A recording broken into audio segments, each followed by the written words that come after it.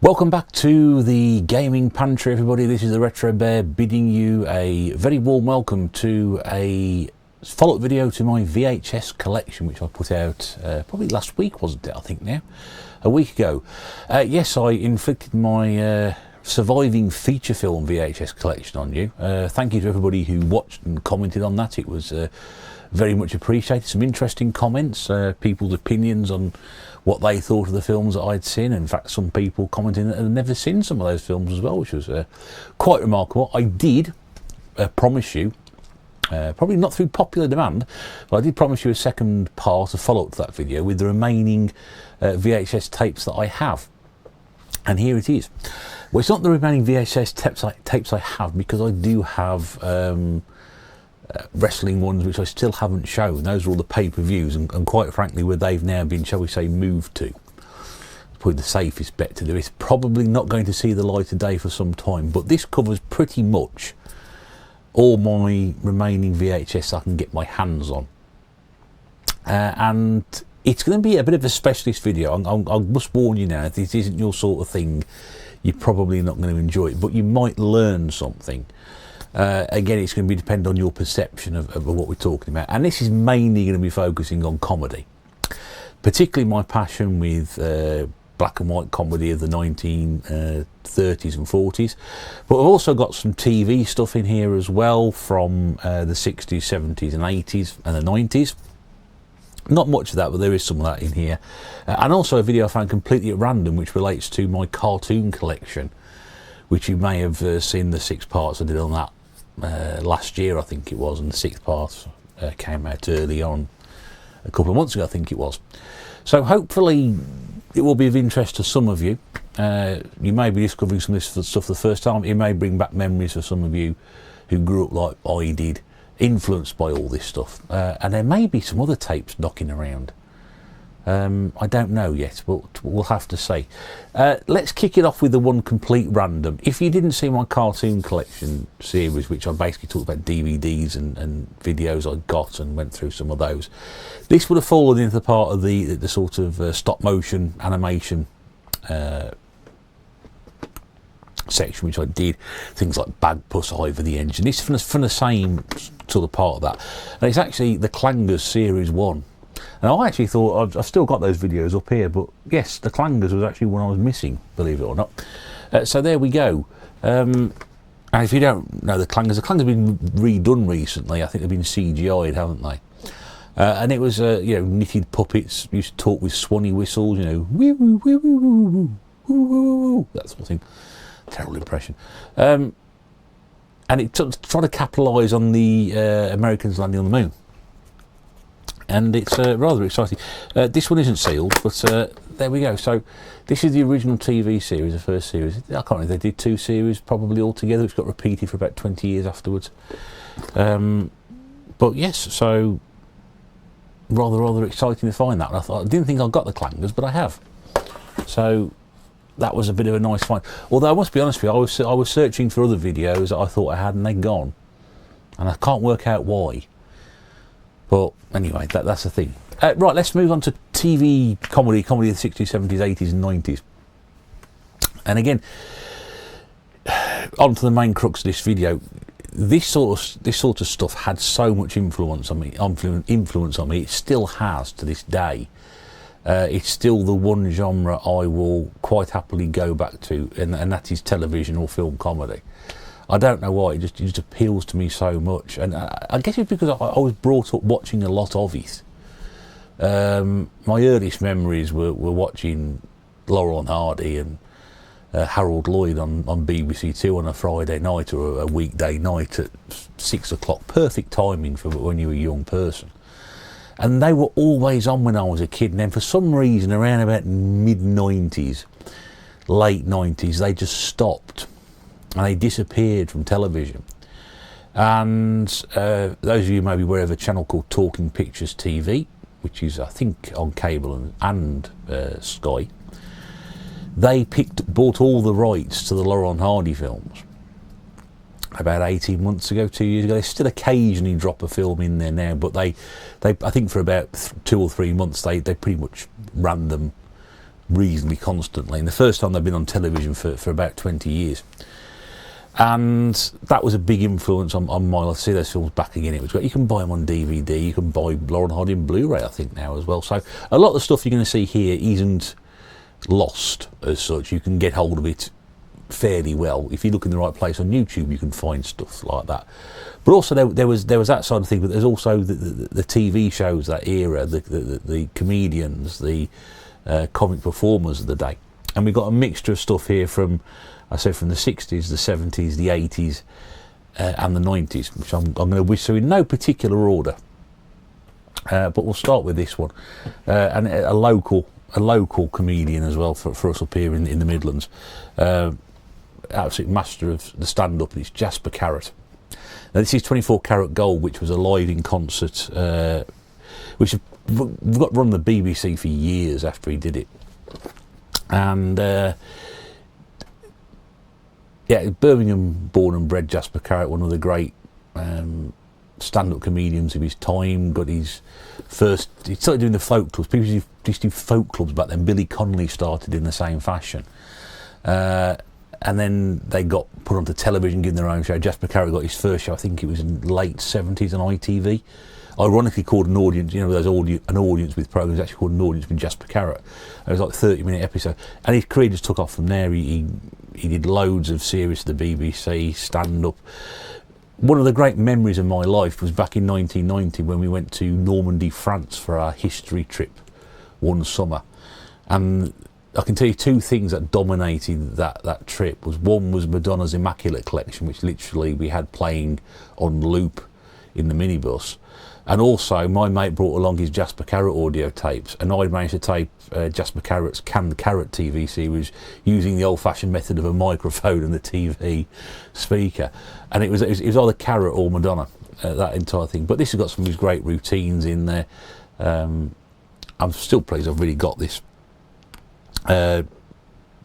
Birmingham City Football Club, East Midlands Airport, Flare Trousers, Chinese restaurants, The Sun, Space Invaders, Citrons. They all get battered in this one, but yeah, just fantastic.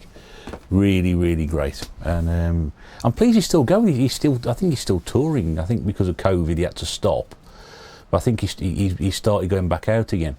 He's 78 now. Well, fantastic, and he does a lot of work for a lot of charity shows as well. So absolutely brilliant. It was quite interesting. Frank Skinner told a story about when he was a lecturer at my nearby Hellsowing College, and he and a friend of his who became his manager, I think, they started running a comedy class. And Frank Skinner says in his book, one night Jasper Carrott popped in. He'd heard about it, and he just called by to sit down and watch the class and give his opinion on it. And oh man, that'd been brilliant, wouldn't it? I went to Hellsowing College, not when they were there, but I think that they've been there anyway. Fantastic. One of my favourite shows of all time. This is actually recorded live back in 1998, and this is the Fast Show live. Again, this series just completely came out of nowhere back in the mid-90s, where sketch shows and catchphrases were pretty much frowned upon. And the Fast Show was just sketch after sketch after sketch after sketch with recurring characters, recurring catchphrases, and it just caught on brilliantly. I've got the DVD set of the complete series. Just one of my favourite shows of all time, and it was brilliant because I remember watching it with me. I watched it once, the first episode, and I was watching it with somebody, and we thought, yeah, this is really good. And then that was when I was away at university, and I went back home for the weekend. I said to me, Dad, did you watch this last week? And he went, no. I said, I'll watch it, it's great. And he watched the first episode. He said, oh, it's all right. I said, yeah, you've got to watch it each week. And then he watched the next one, and then the same characters came back with the same catchphrases, and he got it. And then he was as big a fan of it as I was, and even Mrs. Bear loves a bit of the Fast Show as well. But yeah, one of my favourite shows of all time. Tremendous characters, brilliantly memorable, and yeah, it just was one of those shows that came along at the right time when everybody thought that genre was dead. It's just starting. I'd never heard this on the radio, and this one caught me out when it came to television because I wasn't quite sure what to make of it. I actually thought it was a genuine programme, but of course it turned out to be a spoof because I wasn't aware of it, and then I cottoned on pretty quickly. And this is Knowing Me, Knowing You with Alan Partridge. And I remember seeing it. There was an interview with Alan Partridge in the free cable television magazine we used to get. And I remember reading it. I said to my dad, I said, what do you make of this? And he goes, oh, he seems a bit of an idiot. I said, yeah, he does, doesn't he? And I got no idea it was a spoof. But after watching the first episode, I thought, yeah, I've been conned on this one, haven't I? This is still sealed. There we go. How is that still sealed? That is still sealed, yet alone it is halfway through. How the bloody hell's that happened? See that there? That is actually halfway through.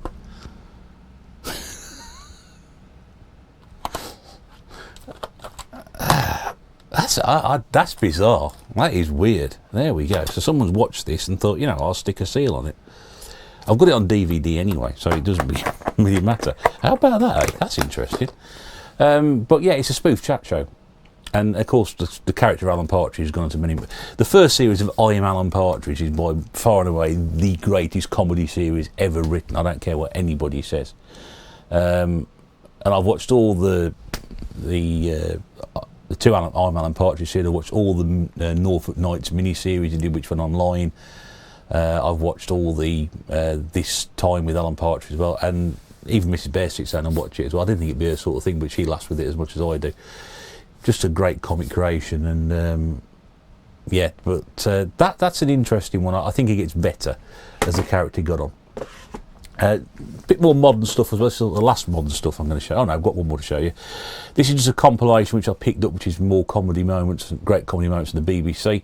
So you got the young ones: Red Dwarf, French and Saunders, Alan Partridge, Harry Enfield, Reeves and Mortimer, Rick Mail and Nate Edmondson in the bottom there as well. So it's one of those compilations the BBC used to put out just to give you a taste of what is basically an expensive trailer. You pay sort of 10 quid for that, and they give you a video which lasted about an hour and a half, and then you go, oh, that was good, I must go and buy that video. It's a great marketing exploits there, but that was just a taster. I've got a DVD somewhere as well which I'm giving away free with a newspaper. It's exactly the same sort of thing. And then the last of the modern stuff, and then it's going to go really old after that. So if you have to, this, do you know what people said to me when they first saw this? Again, I got this straight away. I thought this was hilarious, and I remember sitting there thinking, probably about 3 or 4 months before this program came on the telly, I thought, because I used to work in an environment like this, and I thought, do you know what? I'm sure, because all the stuff that used to happen, you think you couldn't write this stuff. It's bonkers. I thought, wouldn't it be a good idea if somebody came up with a programme based around this same scenario, and lo and behold, 3 or 4 months later, this come on and completely changed the game. And it is, of course, I'm talking about The Office. This is the first series. I know Ricky Gervais is one of those people that people either get or they just don't get him at all. I enjoyed The Office. I enjoyed Extras. I've not really enjoyed anything else he's done afterwards. But that's my opinion. I didn't see the David Brent film either, which is strange. This one's still sealed. And it's really weird because as soon as this came out on video, I went straight out and bought it. Because I remember we were staying with Mrs. Bear's brother, where he lived, and they got this in the supermarket. I thought, oh, we'll get hold of that. I've just watched that on telly. I'm going to get hold of all those. As soon as it came out, I picked it up and I've left it sealed. But I've got them all on DVD anyway. And it's just brilliant. If you've ever worked in an office, which I'm sure a majority of people have, you can relate to an awful lot of stuff in this and the people that work there, and just so much consistency in that series, the first 2 series, and then the specials as well to finish it all off. That was just brilliant television, really, really was. And like I said, I know he polarises people, but The Office and me, fantastic. The Extras, right up there. Life's Too Short, which he did with Warwick Davis, I know that only did 1 series, but I've got to be honest, I did think that was quite funny. And it was a shame that didn't make a 2nd series, but I thought that was quite good, but I'm probably in the minority on that one. Let's go back in time then. We're going back into the 60s and 70s now. And again, these are some of the BBC comedy greats tapes which I've picked up over the years. I don't know why, some of them. And for me, man, it's hard to say because I've got all the stuff we're going to talk about in a minute. Is this the greatest double act of all time? I've absolutely no idea. Britain's best double act of all time, no doubt about it. And this is Morecambe and Wise. This is a compilation video from Watershed Pictures. They did 3 of these volumes altogether. They've only got the first one. Paid £1 for it at a charity shop, as you can see. And this is just a compilation of some of their BBC material. Just checking for mould. Daddy's been sitting in the cupboard for ages. Can't see an awful lot in there. But I mean, Morecambe and Wise were comedians who've got their break in the 40s on radio and stage, and they got a television show right at the very start, not the very early 1950s, which absolutely tanked. They went away, worked on their act, came back, started working on the old, what it was ITV now, back in the 60s, returned to television, did some films, then moved back to the BBC at the end of the 60s, and just had 10 years of tremendous success there. Then went to ITV, and you know, people talk about the ITV stuff as not being great. Yeah, most of it wasn't great, but some of it was okay, most of it was pretty awful.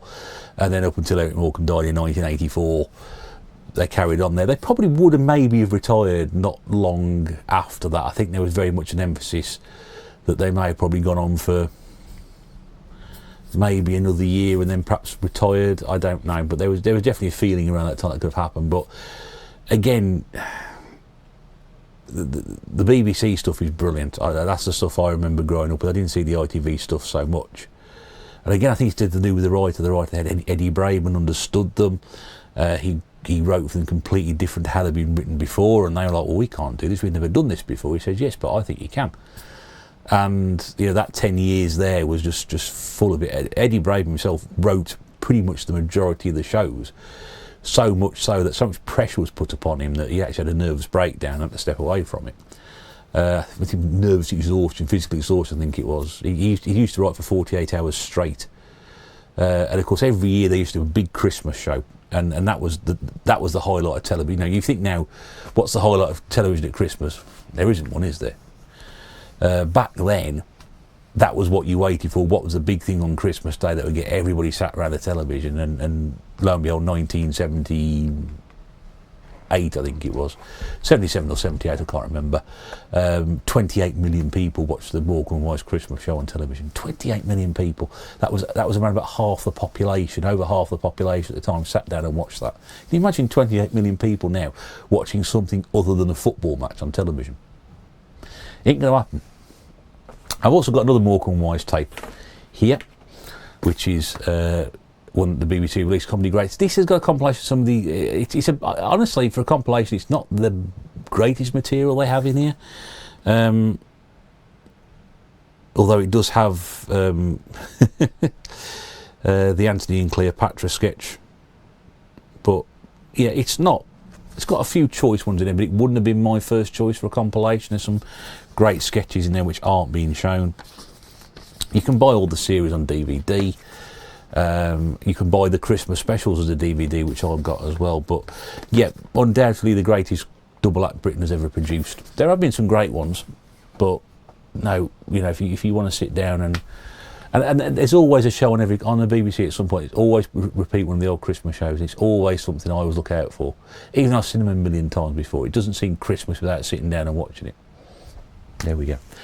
Got all the Comedy Greats tapes, which I've got here as well. I thought I had a Spike Milligan one, but I don't appear to have it. I thought this was Spike Milligan, and actually turns out he's Eric Sykes of all people. Eric Sykes again had his own TV show in the 60s and 70s called Sykes, ironically. This one's still sealed as well. It's still sealed, and it's got some postcards in there as well. There we go. Eric Sykes was a great writer and performer. He did some silent comedies in the 60s, 70s as well. In fact, there used to be something called the Sykes Comedy. It was like an annual, not to say an annual event, it was an every now and again event. Things like the Plank and Rhubarb.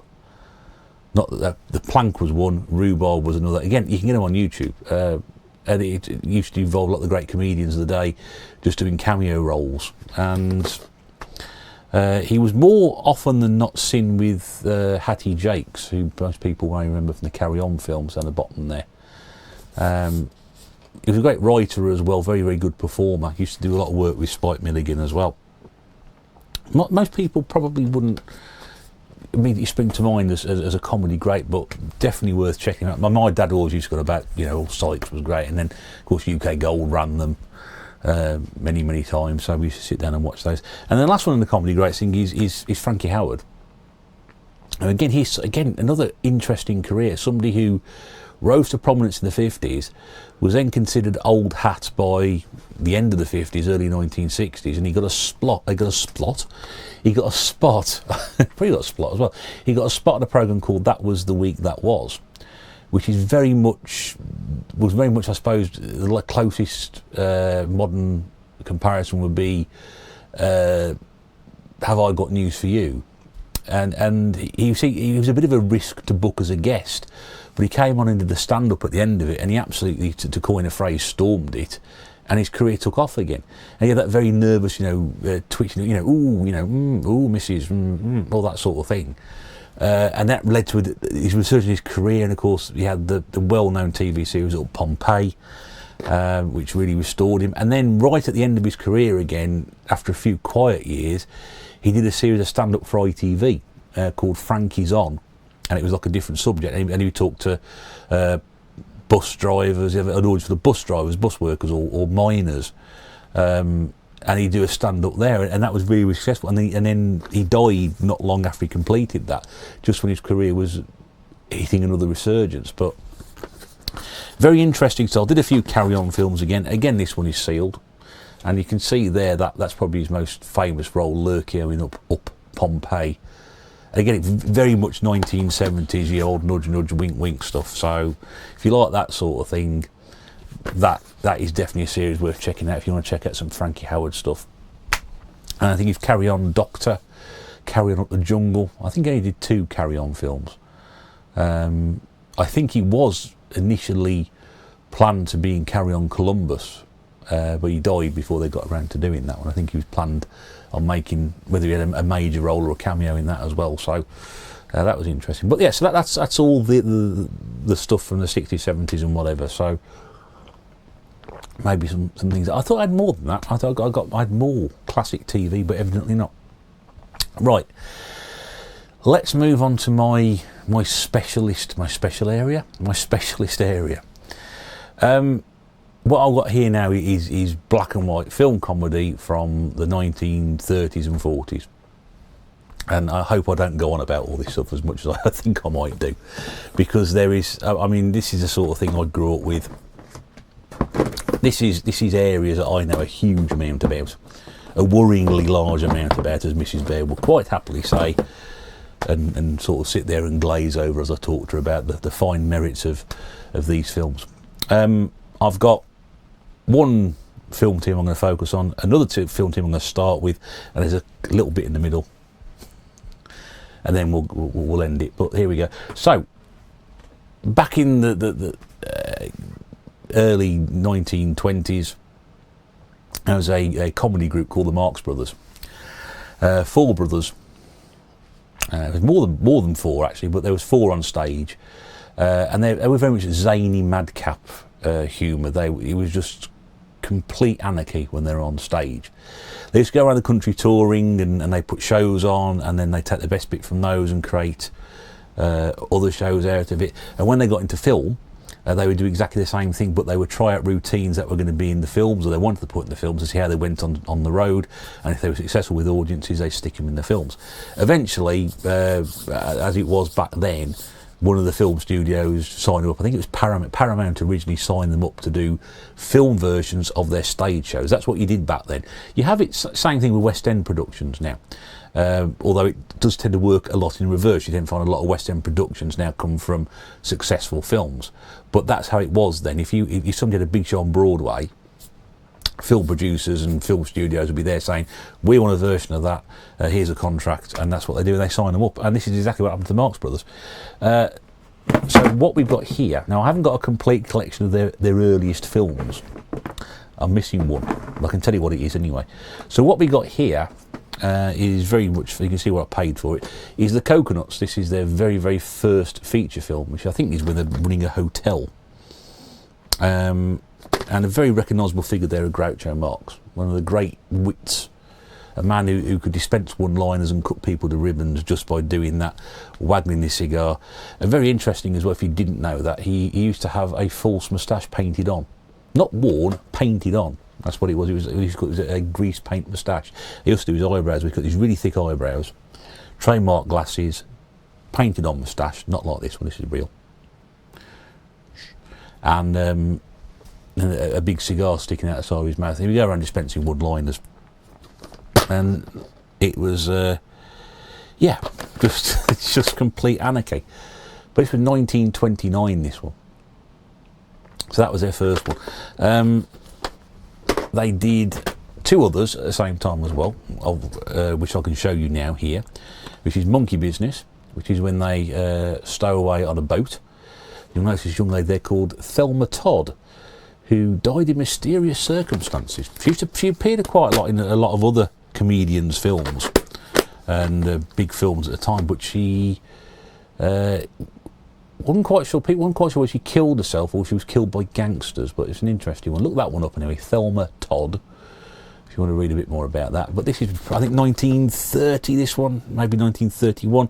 Probably the most famous scene in that one is when they're trying to get off a ship by impersonating Maurice Chevalier. Again, half of you won't recognise that at all. But anyway, that's it. They're discovered stowed away at the bottom of a ship in barrels. That's probably the most interesting, most memorable sequence of that one. This one's probably the best of the first four films they did, which is Horse Feathers. This is based around Groucho becoming the dean of a university. He sings a very famous song called I'm Against It. And it culminates with a college football game as well. So you can see why I quite like this one, because that's an area of interest of mine as well. But yeah, again, based on a stage show. The one I don't have, which is Animal Crackers, where Groucho's playing the well-known explorer Captain Spaulding, and he sings a song in that as well. I think it's called the Tremendous of the Great Captain Spaulding. So anyway, and that's it. So they did those four films, then they did this one, and this one used to crop up quite a lot on the best films of all time. Barry Norman, in his book 100 Greatest Films, My 100 Greatest Films, put this in there. It was very much a lost classic at the time. It didn't do any box office business. In fact, it did so badly when the Marx Brothers contract came up with Paramount for renewal. They said, "No, not really. Your last film didn't make any money. Your first four films didn't really make that much money, so we're not going to give you a contract." And then when he's rediscovered in the 70s, you've got to remember a lot of this stuff, because of the advent of film then, you had to go to a cinema to see it. And there wasn't this advent of DVD and video back then at all. You had to wait. And in some cases, these guys would live into their 70s and 80s, and all of a sudden their films would end up on television, either late at night or at some point, and they would be rediscovered by a new generation.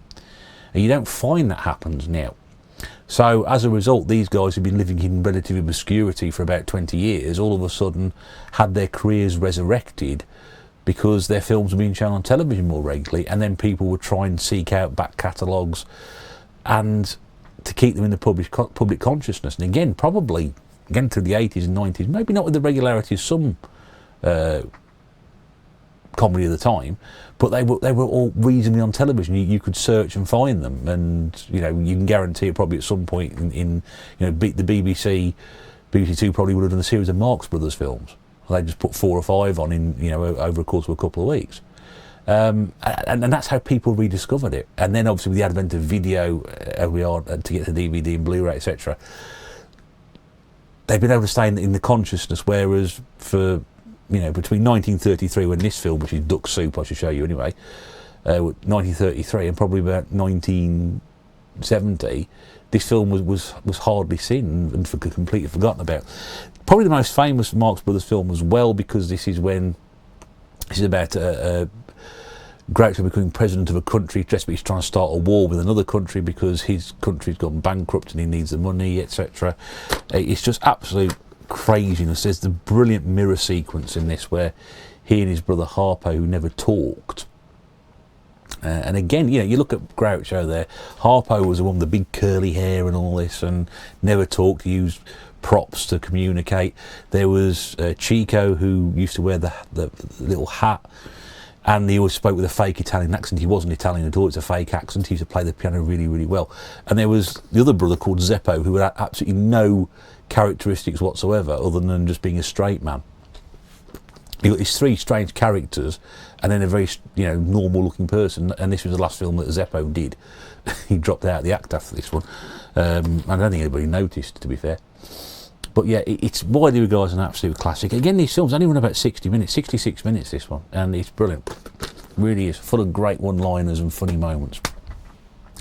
Now after that, after being let go by Paramount, Marx Brothers moved to MGM.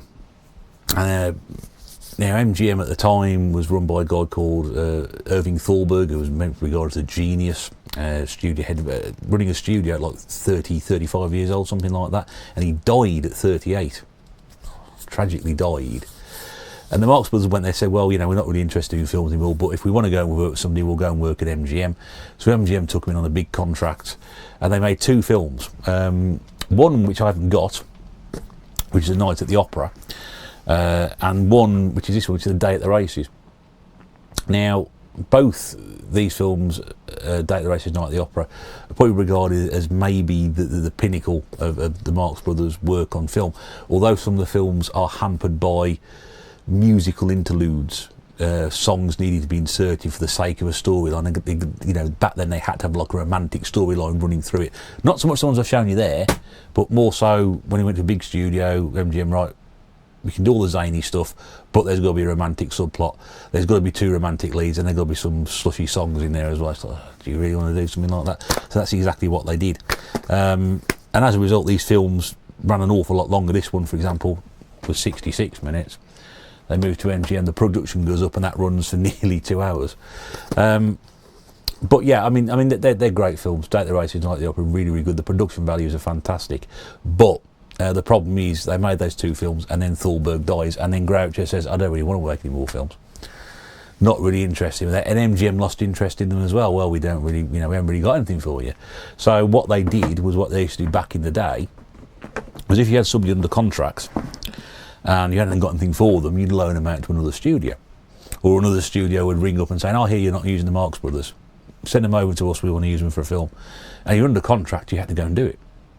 That's what it was. If you didn't go and do it, then you wouldn't work. And that's it. Now this video is also one of the oldest videos I've still got in my collection altogether, because I had this for a birthday from my uncle. So he knew I like this sort of stuff. And this is a film that the Marx Brothers made while on loan from MGM for RKO. And this is Room Service, which is actually a version of an old stage show which nobody remembers. And I must have seen this so many times. It's there's nothing to show you on the back. That's how old it is. It's brilliant. It's got Lucille Ball in one of her early roles. Ann Miller, if people know about their musicals, a lady known as Super Huffer, Ann Miller, in the 50s, because she was a tremendous dancer. Both playing very indescript roles in this one. And I must have watched this film billions of times. My sister's watched it billions of times, and it still works. It's great. And have I got it on DVD? No, I don't think I have. I think you can get it now, but it's not generally regarded as classic Marx Brothers work, because it's not based around them. It's based around a stage show. And then after that, they go back to MGM and they just make films until their contract runs out. Of which I've got one tape here with two of those films on. I am missing At the Circus. I haven't got At the Circus. Is there another one? I don't know. We've got here Go West and The Big Store. Compared to the earlier Marx Brothers films, they're not great. Go West is probably more well known and has been seen more. It's a western, comedy western, which is quite good. The Big Store, I've never actually made it all the way through that one. Not because it's a bad film, I just never have made it all the way through it. I even downloaded it about 12 months ago, and I never made it all the way through that before my hard drive crashed or whatever. But yeah, and I think that the Big Store, I think, was their last film, and then they didn't make any more films, left MGM. They made one independent film in 1946 called Night in Casablanca, and that was them done as film stars, basically. But a great example of zany film comedy. It's just great. So the overblown character, I mean, like I said, talked about how they used to look. I mean, you look at that down the side, that's caricature of Groucho. That's exactly what it used to look like. That's what you saw. Just absolutely brilliant, absolutely brilliant. So, if you've never seen a Marx Brothers film, go and check them out. Really, any of them, even the bad ones, because you may not, if you've not seen one, pick one. You know, that's it. You know, I hold them all high regard. I can watch all of those quite comfortably and be entertained. But that's me. Right, let's drop back very quickly to Britain, because we had a few film comedians back in the 30s and 40s. George Formby used to play ukulele. Was probably the biggest film star that we had at that time. And there were a few others. Gracie Fields was probably more known as a singer, but she was a comedian. And then there's Will Hay, who probably, again, a lot of people say, who? Will Hay was, again, a very successful stage comedian, and then went into films in the early 30s. More playing school teachers and this one policemen and post office masters, people in position of authority, but you wonder how they've got there, because in this particular one, he's playing a policeman who's running the most successful police station in Britain, because they've got no crime, except the fact that he's on the take. That's why they haven't got any crimes. They have to start creating crime. And it's one of, he's always usually associated with two other actors called Moore Marriott, who was a gentleman who looked about 90 but was a lot younger, and Graham Moffat, who was a big burly guy. He was always known as, called Albert, and he was always generally poked fun at for being the size he was. But Will Hay did quite a few films, as you will see here. There's actually 9 advertised there. Probably the most famous one is Oh Mr. Porter, which is not say a retread of this one, but basically he's a railway, ends up running a railway station, which ends up with some of the people on the take rather than him this time, and also Good Morning Boys, where he plays a school teacher, which is probably his most famous role. Interestingly enough, probably worth tracking down if you like that sort of thing. There's some very good, very witty writing going on, and again, somebody who after the into the 40s, died quite young as well. So reasonably young. His career was still quite popular, and he fell ill and died. That's probably what happened back then, I'm guessing. But worth checking out. You don't see those films on television very often. If again, Talking Pictures TV is your friend, because that popped up a few weeks ago. I know that. This one, again, most people probably never have heard of, and I only read about this, and I thought I've got to find a copy, and lo and behold, I found a copy on video, and there is actually, I think you can actually, I did actually watch this on YouTube, and this is a film called Hell's a Poppin'. Now, starring the little remembered team of Olsen and Johnson. You'll also see on the front there, probably not very well, singer and comedian Martha Ray, and also here Eastern European actor Misha Auer, who was very well known for playing Eastern European princes and nobility. If you wanted something like that in Hollywood back then, you give him a ring and he'd play it. Now this is an interesting one, because we talked about stage shows a moment ago. This was a stage show originally, and was very, very successful on Broadway. Then when Universal bought the rights to it, they wanted to turn it into, as we've talked before, a film with a romantic subplot and a completely different to the stage. They said, no, we're not doing that. And then they thought about it, thought, you know what, we can do that. We're just going to put, you want to do that, that's fine. We're going to put the rest of the show round it and integrate it into that and make it part of the film. So they're actually nodding, breaking the fourth wall and acknowledging that this stuff is having to be put in because the studio wants them to do it. And the whole thing about the stage show was that it was meant to be done spontaneously. It had that spontaneous feel. Things happened like that, although they were scripted to. It's like Morecambe and Wise. Morecambe and Wise, that they're brilliant at ad-libbing, yes they were, but not wishing to kill anyone's sort of illusions on this one, but a lot of those ad-libs were actually written into the script. They were good at ad-libbing, but a lot of that stuff they did was actually written there because they'd done it during rehearsal. I thought that worked really well, we can do that.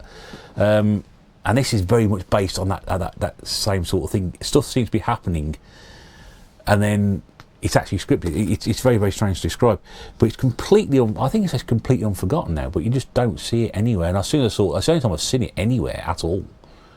But it's really, really good. And Olsen and Johnson, you know, most people just won't recognise them now. Even, you know, probably film fanatics will struggle to remember that. There's also a guy called Hugh Herbert in here, and he used to have a catchphrase. We used to go woo woo, and apparently. For those who watch any early Daffy Duck cartoons, when Daffy Duck used to go woo woo woo woo woo, that was based around him, which I didn't know at the time. Which when you actually look at the guy, you wonder where that inspiration came from. But yeah, if you can ever track that down, it's definitely good. And there's some great gags in it. It actually opens with a scene in hell, and Olsen and Johnson arrive in a taxi in hell, and the first thing one of them says when they walk out of the taxi, he said that's the first time a taxi driver's ever gone where I've told him to go. And it's that sort of set scene. Brilliant, absolutely brilliant. So anyway, so have a look at that one as well. This one is just one last generic video before I get to the other stuff and finish off. And this is a compilation called 100 Years of Comedy, which I picked up at the car boot. And it's just got, you know, just reading the names at the back of this here: the Three Stooges, the Marx Brothers, Charlie Chaplin, Mae West, W.C. Fields, Buster Keaton, Bob Hope, Jerry Lewis, Lucille Ball, Jack Benny, Harold Lloyd, Abbott and Costello, Danny Kaye, Red Skelton, Pee Wee Herman, John Candy, Jim Belushi, Richard Pryor, Eddie Murphy, Jim Carrey, Leslie Nielsen. And it's got clips from so many films and things in the back of that as well. It's 100 minutes long, 100 Years of Comedy. I'm not sure when that came out. No idea. 1998. So, and I have watched it. So, yep, there we go. But yeah, it's a compilation because I used to lap that stuff up all the time. So that was like, I must get hold of that. Abbott and Costello down the side there for those people and talk about it. Right, so that's that bit done, and now let's get on to the last bit. And I'm going to talk at the rest of the video about probably my other favourite team of all time, Laurel and Hardy, because they, along with Harold Lloyd, they were probably the most influential comedy on TV when I was growing up. Like I said, BBC Two, always on, The Crazy World of Harold Lloyd, with this brilliant theme tune, and the Laurel and Hardy short. You can guarantee that they're you know, always there. And I absolutely love Laurel and Hardy. Yes, there are some not great films. I appreciate that. They can't all be gold, but the majority of the stuff that they did was absolutely fantastic. And I was so pleased when they went on television a few years back again, because people hadn't seen them for ages. And some of these films now, I'm going to show you here, are getting close, not far off being 100 years. Laurel and Hardy started doing shorts in they were doing silent films they were doing silent films as a comedy team back in the 1910s. They didn't become a team until 1927, I think it was. The first true Laurel and Hardy films. They did silent films, and then they did short films with sound, and then they did feature films, still doing the short films. When I say short films, they're 20 minute episodes, and then they do the longer feature length episodes as well. Films, you know what I mean. This one is one of the first ones. Again, this is, I think, was a present I got from my mum, and this is a compilation. Quite a few compilations came out in the 60s. We were talking about earlier rediscovering material. There's a guy called Robert Youngson who put this together. He put quite a few of these compilations together of comedians whose silent work had been forgotten. So bringing these out in the early 60s for films that had been done 35 years previously, and opened to a new audience, and put these in the cinema, and people remembered it, and then that nostalgia sort of happened. And this is a compilation of mostly, actually not mostly, it is mostly Laurel and Hardy. There are a couple of other comedians they put in towards the end, but this tends to pick the best bits out of their silent films. One which springs to mind is the Battle of the Century, which got this huge custard pie fight at the end. And I'm pretty sure Big Business will be in there, which is when they try and sell Christmas trees in the middle of summer. Why, I don't know. But I'm not so much a fan of the silent stuff. I grew up with the talkies. I find it very difficult to watch the Laurel and Hardy. I can watch that because there's a bit of narration over the top, but I can't watch a pure Laurel and Hardy silent film. I grew up watching the sound stuff, and that's where my interest lies. Not saying that the silent stuff is terrible, because some of it's really, really good, but it's just not my thing. I'm not going to show these in any particular order either. I've got loads of these. I didn't really. I've see.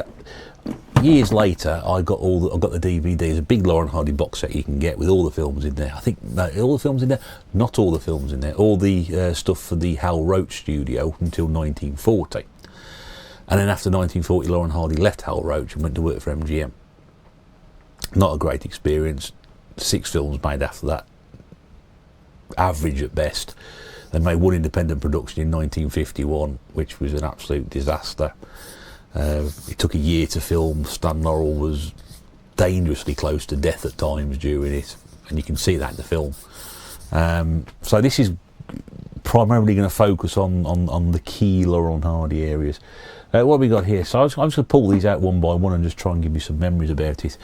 This is, you can get all these, used to get all these in compilations and whatever, video cassettes, and just got 3 or 4 things. So you've got 3 shorts on here. You've got Helpmates, you've got Toad in a Hole, and you've got Busybodies. And again, knowing Laurel and Hardy as I do, that is a brilliant hour's worth of entertainment. Helpmates is when Ollie's held a sort of a wild party the night before. His wife's coming back the next day. He rings Stan up to help him tidy the house up before she gets back. And between him arriving and helping Ollie, and Ollie coming back to the train station to pick his wife up, they've managed to burn the house down in 20 minutes. It's brilliant. Toad in the Hole, which is the one where they buy a boat and try and do a boat up with hilarious consequences. Famous bit where Stan Laurel gets himself caught behind a mast and cuts the mast while Ollie's up painting it, and the mast collapses, and there's all sorts of things on that one. And Busybodies is brilliant because there's very little dialogue in the first 5 minutes of that short, and it's just Laurel and Hardy working in a factory. I say factory, a sawmill, and you can imagine the fun you're going to have with that. Hammers, saws, fingers getting trapped in stuff, people getting hit with paint, glue, yeah, all that sort of thing. It's brilliant. I mean, those films, they're not related. They're 20-minute. We call them episodes, or the correct term is shorts, and they're not related to each other. There's not one following the other. It's just 3 different, and it's just put those on a tape like that, and you're literally laughing. We've got Sons of the Desert, which is probably their most recognisable one. Probably maybe not right. I don't say recognisable, not the quite terms for it, but Sons of the Desert is actually the name of the Laurel and Hardy Appreciation Society. And this is a feature-length film, say feature, it's about an hour long, where they sneak off to a convention after lying to their wives, and it all stems from there. Some great moments in that as well. Ollie pretending to be ill, and Stan goes to get a vet. There's some great moments in that as well. Sometimes it's very physical humour, but there's actually some good dialogue in it as well. It's not just, Laurel and Hardy falling about off ladders and things like that all the time. There's some very good dialogue in there. 3 more features for you here. Now you'll notice actually as well that was a colorised version. Again, Laurel and Hardy for me it's got to be black and white. I'm not adverse to colour, but they were made in black and white. I prefer to see them in black and white. We've got another one here which is in colour. We've got Hog Wild, we've got Perfect Day, and we've got Thicker Than Water. Hog Wild is when Laurel and Hardy try and put up an aerial. So Oliver Hardy's wife can hear Japan over the airwaves. Again, you can imagine how that's going to go. It's really good up until the last 3 or 4 minutes, and then it just has a silly little car sequence which doesn't work quite so well nowadays. Perfect Day's interesting one. There's a well-known comedian called Edgar Kennedy in that, and he was they used to call him Master of the Slow Burn. So and he's playing an uncle in this film who's got gout. So you can imagine where this one's going. How many times can you insert into a 20-minute film somebody getting hit in the foot with a giant bandage on because they got gout? You'd be surprised. And then Thicker Than Water is another fascinating one where Laurel and Hardy, for some reason, are winding their way down to pay the furniture bill, and then they end up doing something completely different. And they end up not paying the furniture bill, so all their furniture gets repossessed. Interesting. But yeah, great stuff, that one. We've got another feature here. I think this is probably Laurel and Hardy's most famous feature film. This is Way Out West. It's a comic western. The famous dancing sequence, the famous song Trail of the Lonesome Pine, the absolutely brilliant bit you can just see there with Stan Laurel currently concealing a deed to a mine, which I can't. Who's the lady in that film? It's not Mae Bush. No, it's somebody else. Not Mae Bush. Can't remember her name. Basically trying to retrieve it, and he just spends sort of like 2 minutes just laughing, and you end up laughing with him, really. And then Laurel and Hardy trying to break in and steal the deeds afterwards as well. Just really, really great fun. Really, really great fun. One of their best. If you haven't never seen a Laurel and Hardy film, that's one to check out. And this one here has got Way Out West, Sons of the Desert on it. And it's also got The Music Box, which is a short, which actually won an Oscar for Best Short Film. And that's when Laurel and Hardy are moving a piano from a very, very low delivery slot to place on the hill. And they spend the first 10 minutes trying to take this piano up this giant staircase, whereas somebody tells them if you actually went round the side, you could actually take your Olsen cart up there and drop it that way. And again, can you imagine trying to move a giant piano? My favourite Laurel and Hardy gag of all time is in here, where you just got a box where the piano is contained, and Stan enters from one side carrying a ladder. The next thing there's a squeal of pain, and Ollie stands up from behind the piano holding his eye. So obviously the gag is that Stan's walked in with a ladder and hit him in the eye with it. It's brilliant. It's my favourite gag of all time. It really is. You got to see it yourself. What have we got here? 3 programme special. Now this is County Hospital, Them Thar Hills, and Tit for Tat. Now, interesting fact about this one: Them Thar Hills and Tit for Tat, of which that is Tit for Tat, one was actually a sequel to the other. So Them Thar Hills they did, and they actually did a sequel a couple of years later. Now what they used to do in America when this was first broadcast was they actually used to put these 3 films together as a feature film, or even though they're not actually connected, because County Hospital contains Oliver Hardy in hospital with a broken leg. Them Thar Hills is Laurel and Hardy being told to take a weekend in the mountains camping because Ollie's got gout in his foot. Well, there was a lot of gout back in the 30s, wasn't there? But obviously the bandaged leg from County Hospital appears to be a bandaged leg in the second one, and then because of the characters they meet in Them Thar Hills, Tit for Tat, they're there running competing shops next to each other. So you can see what they were doing. Again, you struggle to find. There's some really good compilations here that I've managed to pick up, and again, there's I'd say Helpmates. What's that other one that was on Helpmates? I can't remember it now. Helpmates, Tony Olsen, Busybodies, 3 really physical shorts, and again, those there to work concurrently. County Hospital, probably not so physical, but Them Thar Hills and Tit for Tat. Well, you know what Tit for Tat is. You do that to me, I'll do that back to you. Challenge you. I'll one up you, sort of thing.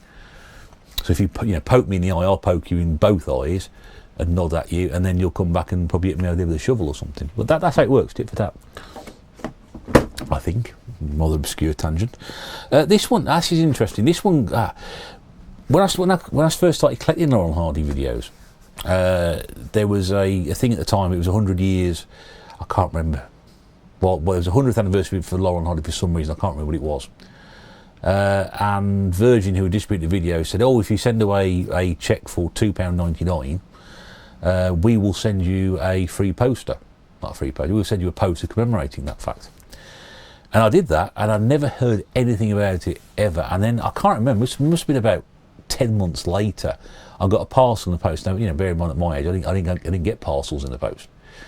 And I thought, well, what's this, come from? And it basically really sort of strange. It was like a cardboard tube and a box attached to it. I thought, what is this? I opened it up and opened the tube up. I was like, oh, it's that Laurel and Hardy poster. There was a note inside, a proper letter, apologising for the fact that there was such a high demand for these and we couldn't get everybody's poster out in time.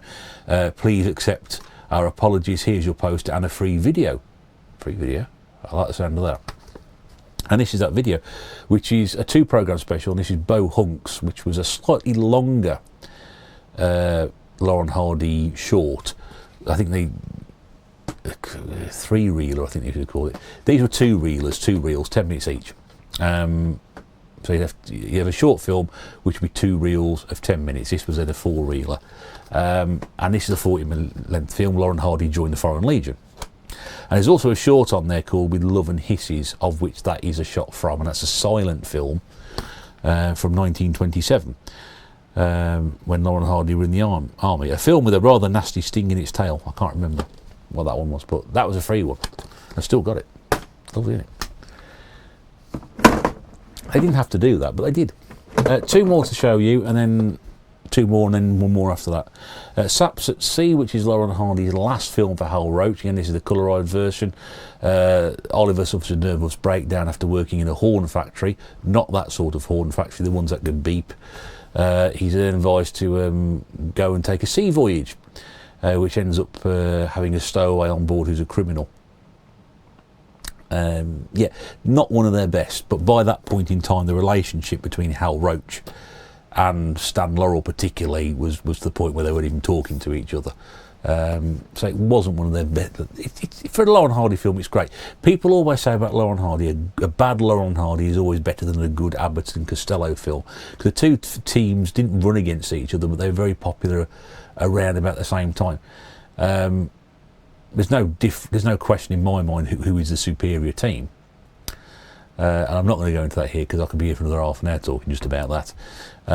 So a bad Laurel and Hardy does tend to be better than anybody else was doing at the time, but they still did make sometimes not great films. And the last one of those little things there is just a compilation of the world of Laurel and Hardy, which is just some of their best moments. I believe there were a couple of I think it was a previous video as well. It's about an hour long. It's just got some of their best moments in that film. Sort of thing you want, give that to somebody and say, is there anybody out there want to try Laurel and Hardy? If you want to, get in touch, I'll send you that. There you go. Wouldn't cost you anything. Right, so I've got 2 films left to show you from this particular early 1930s period. Laurel and Hardy made a film which I saw on television by accident, I think it was. And it just disappeared and you don't see it again. And the film at the time it was made was controversial because some of the scenes were deemed quite scary for young children. As a result, this is a PG release. But for years it wasn't shown on television, it didn't get released on video, and then eventually it did get released on video. And I remember reading about it, thinking, oh, I must get hold of a copy of that. I remember this is 1992, this is 1992? Yeah, 1992. And so when it came out I got hold of it. And this is a film called March of the Wooden Soldiers. People may know it more as Babes in Toyland. And again, the problem I had back in those days was because certain films got renamed or different title cards were added to him. Famously, Laurel and Hardy shorts that were shown on television had a Screen Gems title card, which is something that TV companies put on rather than the original MGM line roaring. Some films would be titled for television completely differently to what their original shorts were called because the TV studios just changed them for some reason. So you think, I've never heard of that Laurel and Hardy film. You're watching, hang on a second, that's Way Out West under a different title. And they were always doing that. So this is known by 2 names, March of the Wooden Soldiers and Babes in Toyland. And there's a sequence we call Bogeymen, which is basically men dressed in furry costumes and scary masks. And that was deemed quite unsuitable for children. So for years this sort of disappeared. I think this is actually now in the public domain because it sits outside. It's very strange that it sits outside. All these are done with the Hal Roach Film Studio permission, but this one sat outside of that. very briefly, this priceless 9mm comedy from Laurel and Hardy producers Hal Roach was a personal favourite of Oliver Hardy. Better known as Babes in Toyland, the film was the best of their feature-length operettas. Again, because they did 2 or 3 films. There was Fra Diavolo, again, which doesn't sit in this collection, and doesn't sit in the Laurel and Hardy collection if you've got the DVD box set. And the Bohemian Girl and Swiss Miss, I think we also class those as operettas. Was the best feature, and certainly had the most lavish fancy sets, but it was rarely seen in public after a poor Walt Disney remake in 1961, and when it was shown, they censored off and butchered it. TV stations considered scenes in Bogeyland too grim for young children, so snipped them out. Early cinema screenings were often without some of the film's charming songs because it was thought people only wanted to see Laurel and Hardy going through their comedy paces. Roach originally wanted Laurel and Hardy to play Simple Simon and the Pie Man. Charlotte Henry, a popular child star of the 1930s and star of the 1933 film Alice in Wonderland, has the featured female roles Bo Peep. So that's it. So a little bit of history on that one there anyway, but it is, I think that one now is in the public domain, so it's a bit easy to get hold of. Another one which is definitely in the public domain, you can definitely find this on YouTube. I notice it's popping up in my recommended videos, and this one I hadn't seen for ages. And I mentioned Bo Hunks not long ago, that was 1932. This is sort of a loose remake. This is the film Laurel and Hardy actually made while they were at Roach on loan. Is it RKO again? I think it probably was. Or something like that, anyway. And there's 2 versions of this, I didn't realise at the time. There's 2 versions. This is the 61-minute version. I think there's a slightly longer one. There's a couple of sequences chopped out of it. I mean, for Laurel and Hardy film, like I said, it's not one of their better ones, but they don't tend to be bad. It's Laurel and Hardy in the Foreign Legion again, with hilarious consequences. And I mentioned Laurel. Fine, this is the last thing I'm going to show you today, which is good. I'm probably all sit there thinking, thank God for that. This last video, Laurel and Hardy after Saps at Sea moved to MGM because they wanted to be independent. They ideally probably would have gone and create their own film studio and done their own films, but they couldn't. So they went to Fox, and then Fox, sorry, not MGM, Fox. And Fox simply employed them as actors. Now, when they worked at Roach, Hal Roach was quite free in his thinking and saying, well, you know, do what you want.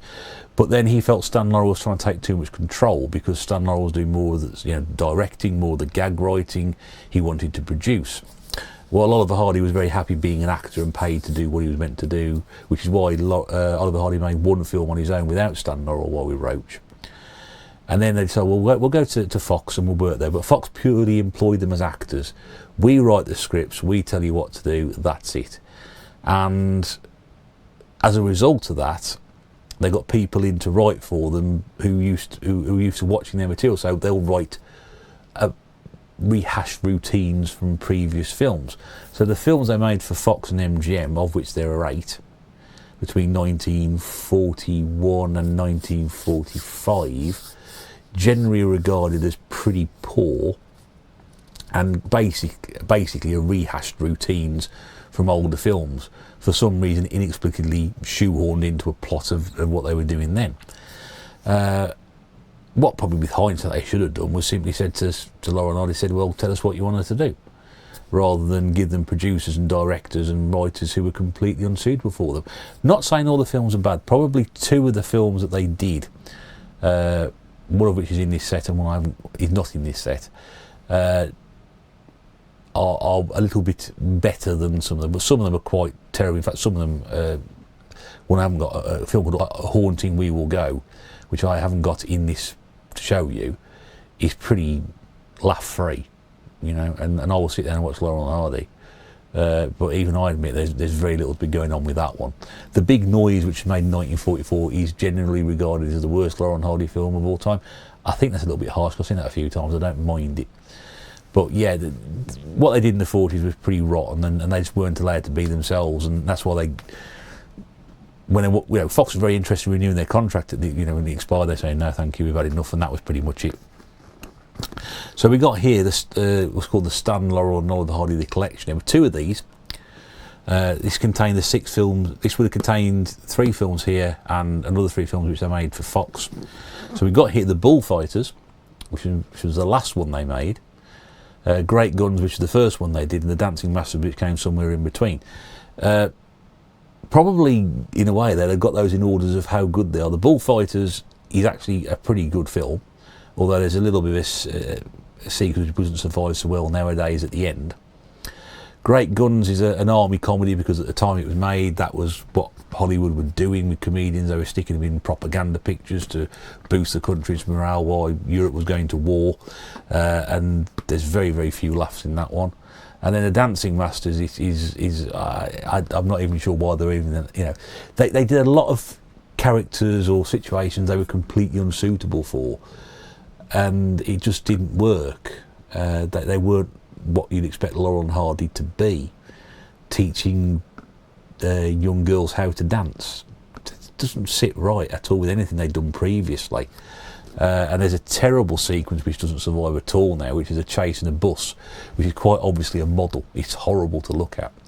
Also, interestingly about The Dancing Masters was the fact that that film, I think, was made in 1943, didn't actually get shown on television in the UK until about 55 years later. It was one of the very few, the only Laurel and Hardy film that didn't get premiered a lot earlier. It didn't get premiered until very, very late on. In fact, I think I've got the first, I used to have the first recording of it from, I think it was on Sky Cinema or Sky Movies Gold it was back then. Now, interestingly enough, I don't have the second part of this video box set, but what I do have and have got since then are the DVD upgrade. So I've got all these 6 now on DVD. You can get. They did make 2 films on loan at MGM as well, which were Air Raid Wardens and Nothing But Trouble. Really nothing to see here about those at all. But there we go. So you got the nice film posters on the inside there, which is always nice to see. And they've got a Dancing Masters in there, unsurprisingly. Not on top. No, there we go. Not on the inside there. No, there we go. But yeah, I remember seeing that at the time. I thought, oh wow, because you couldn't buy those for ages, and then they released them. I don't know what year they came out. I'm going to tell you anyway. There we go. So that is it. I hope you've enjoyed that. It's a bit of a trip down memory lane for me, because there's all sorts of things coming back and the brain's overflowing, and because it's not scripted, I'm just sitting here talking to you about showing you stuff and going, oh, I remember that, and I'm now going to turn this off and go, God, I could have talked about that as well. But anyway, that's enough. If you have enjoyed that, go and check some of these old films out if you haven't seen them before. I can guarantee you'll go down a rabbit hole. It's great. If you like film comedy, if you like, there's a lot of slapstick in here, but also, there's a lot of wordplay, crosstalk going on, all sorts of different comedy I've shown you here today. I hope you really enjoyed it, and you can see my passion for it. And hopefully it'll inspire some of you to perhaps go and check some of this stuff out. And like I said, anybody who's desperate enough to get it, it's a free videotape here for you. You'll need your video player. I ain't giving you one of them. But there you go. Like I said, if you have liked it, please do let me know. I've enjoyed doing this. Nobody may watch. I don't really. I'm fine. Nobody watches. Great. I've had a ball doing this. And I'd love to know if all the people out there have appreciation for this sort of stuff as well. In the meantime, like I said, thanks very much indeed for watching. It's been a pleasure talking to you. That's the VHS stuff done. We'll go back to the DVDs and Blu-rays. They've still got those to do, and there'll be a few of those to come in the near future. In the meantime, thanks for watching. Thanks for listening. I'll see you very soon. Take care. Bye for now.